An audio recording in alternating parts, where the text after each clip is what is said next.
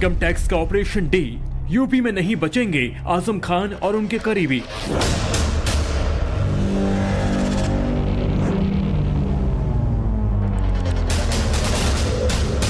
अधिकारियों ने पूरा होमवर्क किया और आजम खान के खिलाफ ऑपरेशन डी लॉन्च कर दिया।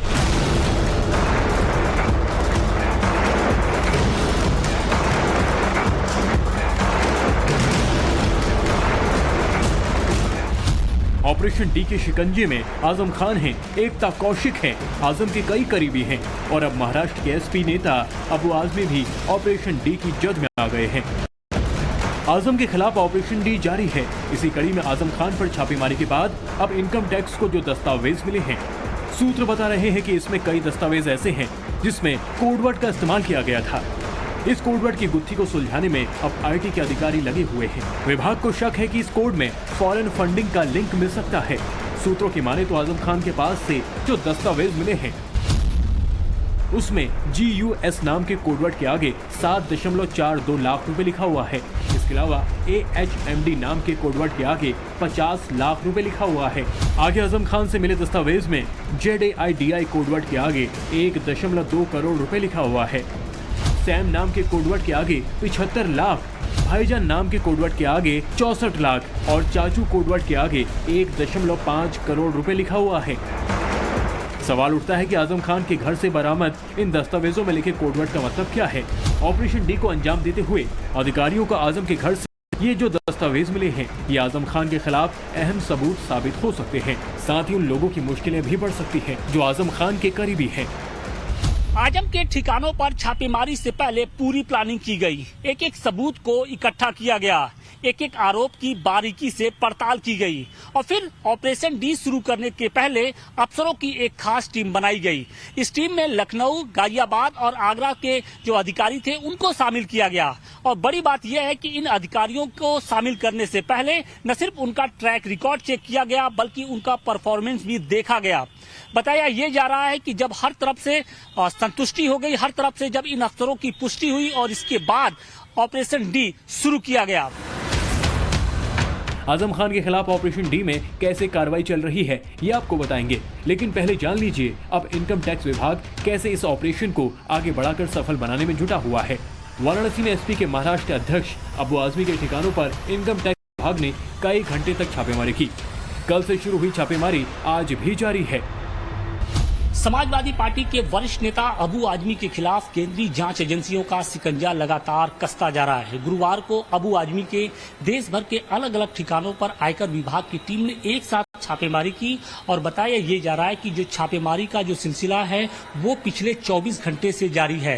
इस वक्त हम वाराणसी के विनायका प्लाजा में मौजूद हैं और आप देखिए ये जो सामने ये जो दफ्तर है विनायक निर्माण प्राइवेट लिमिटेड, ये जो दफ्तर है वो अबू आजमी के जो कारोबारी साझेदार हैं उनका बताया जा रहा है। और इस दफ्तर में भी अभी फिलहाल आयकर विभाग की जो टीम है वो मौजूद है। पूरी रात यहाँ पर छापेमारी की गई है, यानी जो अहम दस्तावेज हैं दफ्तर के अंदर उसको खंगाला गया है। इसके अलावा जो कंप्यूटर्स है, लैपटॉप्स है और जो तमाम गैजेट्स हैं उसको खंगालने के साथ ही उसकी एक एक चीज की बारीकी से एक तरीके से उसको देखा जा रहा है कि इसमें क्या गड़बड़ियां मिल सकती हैं।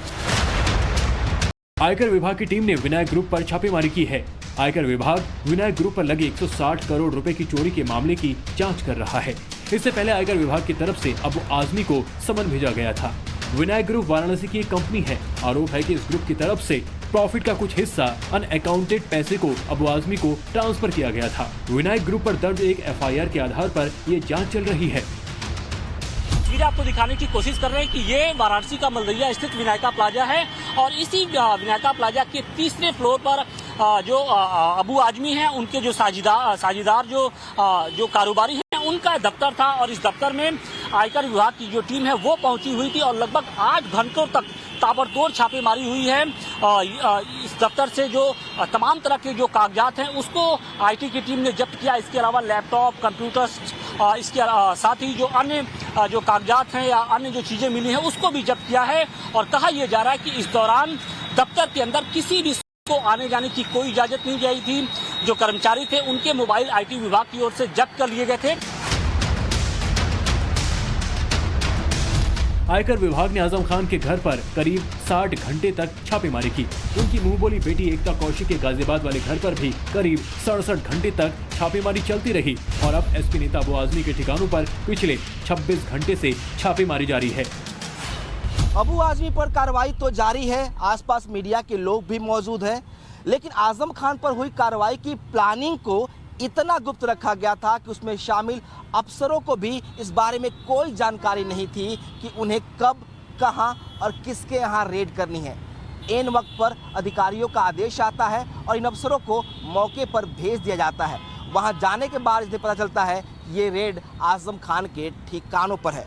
आजम खान के इस कार्रवाई को इतना गुप्त इसलिए लिखा गया कि आजम खान सियासत में काफ़ी रसूख रखते हैं और शायद यही वजह है इतनी ज़्यादा सतर्कता भी बरती गई।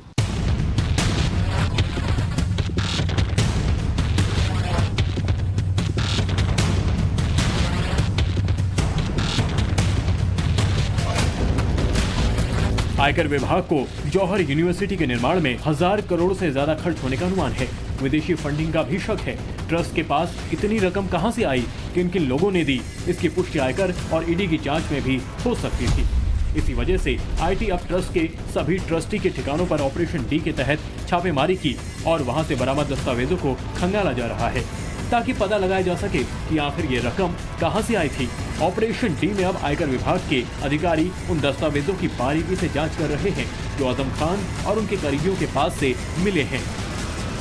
जानकारी के मुताबिक जब आयकर विभाग ने आजम खान के खिलाफ ऑपरेशन डी को लॉन्च किया था, तब आजम के अलग अलग ठिकानों पर आयकर विभाग की अलग टीम पहुंची थी।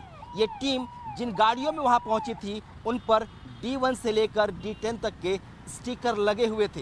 ये गाड़ियां घंटों आजम खान के घर के बाहर खड़ी थी। आजम खान की मुंहबोली बेटी एकता कौशिक के गाजियाबाद वाले घर पर भी एक ऐसी ही गाड़ी घंटों खड़ी रही थी। कहा जाता है कि ऑपरेशन डी को लगातार दिल्ली और लखनऊ में बैठे अफसर मॉनिटर कर रहे थे और पल पल की अपडेट हेडक्वार्टर भेजा जा रहा था।